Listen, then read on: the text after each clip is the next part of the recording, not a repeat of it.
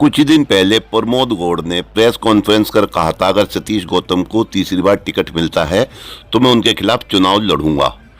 इसी कड़ी में जब सतीश गौतम को तीसरी बार टिकट कंफर्म हो गया तो आज बीएसपी के नरेंद्र शर्मा ने एक प्रेस कॉन्फ्रेंस की, जिसमें उन्होंने प्रमोद गौड़ को जयचंद बताया और कहा कि वो किसी का भला नहीं कर सकते। साथ ही सतीश गौतम को वोट देने पर भी कुछ नहीं बोले। इस प्रेस कॉन्फ्रेंस का प्रमुख उद्देश्य ये है कि प्रमोद गौड़ जी द्वारा 6 मार्च को एक प्रेस कॉन्फ्रेंस में ब्राह्मण समाज और अन्य समाज को लेकर अपने गलत उद्देश्य को पूरा करने के लिए, आपस में भेदभाव करने के लिए उन्होंने जो जयचंद का काम किया था उसका पर्दाफाश करना।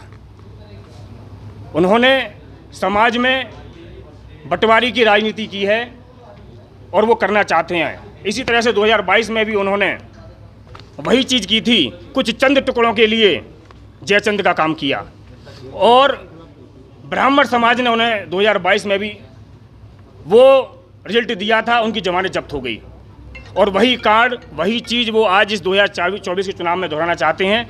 और मैं सभी ब्राह्मण समाज से, अन्य समाज से आह्वान करता हूं कि ऐसे जयचंदों को पहचानें कि यह जयचंद अपना रूप बखर कर, चेंज कर कर आपके बीच में आ रहे हैं। ऐसे जयचंदों को वो जवाब दें कि जो दोबारा बाहर ना निकल सकें। शर्मा जी, उन्होंने तो किसी व्यक्ति विशेष के विरोध में किया था प्रेस कॉन्फ्रेंस, आप उन्हें जयचंद बता रहे हो, वजह क्या है इसके पीछे की? पूरे ब्राह्मण समाज को तो उन्होंने जयचंद।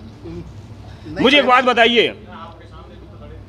एक बात बताइए, जो चीज़ उनको चुनाव के समय याद आई, क्या वो 10 साल पहले नहीं थी? 10 साल से सामने वाला आदमी विधायक सांसद बना हुआ है, उनको ये चीज़ उस समय नहीं दिखाई दी? चुनाव के समय दिखाई दी।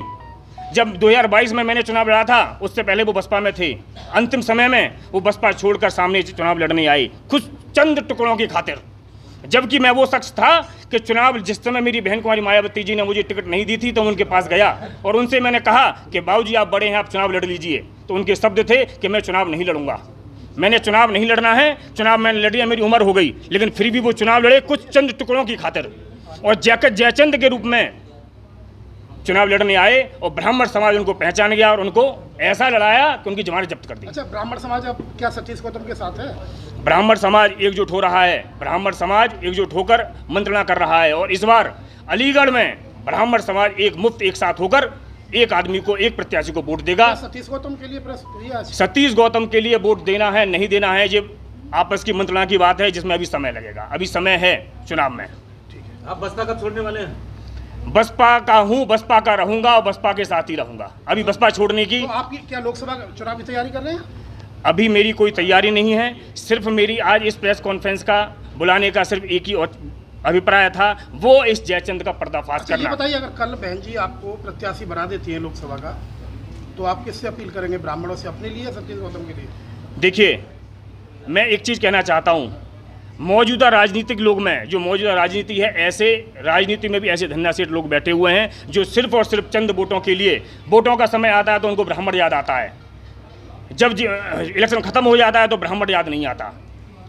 ब्राह्मण को सिर्फ और सिर्फ वोट के लिए यूज किया जा रहा है। आज ब्राह्मण के दुख को, सुख को कोई बांटने वाला नहीं है। मैंने सवाल वर्तमान सांसद तो ब्राह्मण है, 10 साल से अलीगढ़ की चीज पे सब ब्राह्मण का कब्जा है, तो कैसे आप मानेंगे ब्राह्मण जो है कहेंगे बेचारा बना होगा? कैसे बना होगा? ब्राह्मण के सबसे बड़ी पंचायत में ब्राह्मण गया है 2 बार। ब्राह्मण के बीच में जाएंगे तो ब्राह्मण के दुख को समझेंगे। ब्राह्मण वो शख्स है जो अपने दुख को नहीं कहता। ब्राह्मण वो शख्स है जो कि किसी के प्यारे मीठे बोल के साथ में सामने चला जाता है। लेकिन आज के दौर में मैं देख रहा हूँ राजनीति में ऐसे लोग भी आज खड़े हुए हैं जो आज ब्राह्मणों के पैरों को छूना चाहता है और वो कह रहे हैं अपने कार्यकर्ताओं से ब्राह्मणों के पैर छूइए और वोट मांगिए। मैं उनसे भी कहना चाहता हूँ जी, सरकार में उत्पीड़न हो रहा है ब्राह्मणों का उत्पीड़न सबके सामने जग जाहिर है। आप लोग जानते हैं कि ब्राह्मण कितना परेशान है।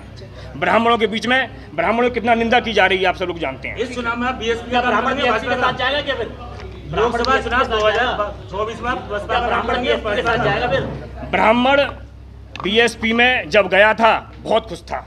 ब्राह्मण का सम्मान बीएसपी में सदा रहा है, सदा रहेगा, इसमें कोई दो राय नहीं। आप लोग